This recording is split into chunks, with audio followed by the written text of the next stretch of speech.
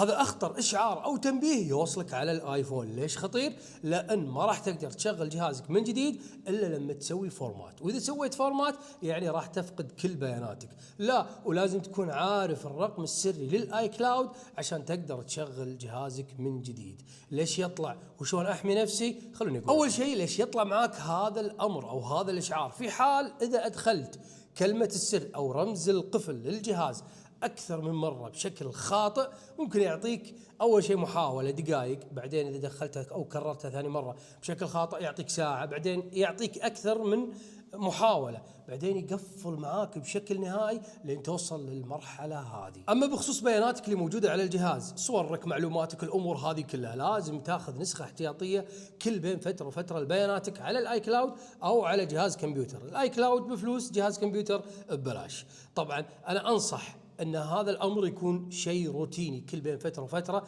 تسوي نسخه احتياطيه، يعني قبل لا توصل للمرحله هذه او ان جهازك يقفل بالشكل هذا. ليش احذر من الامر هذا؟ لان في اكثر من شخص تواصل معي وللاسف دفعوا فلوس لكذا شخص يدعون انهم يقدرون يفتحوا لكم الاجهزه من جديد وتستعيدون بياناتكم. طبعا الكلام هذا غير صحيح، انتبهوا ونبهوا غيركم.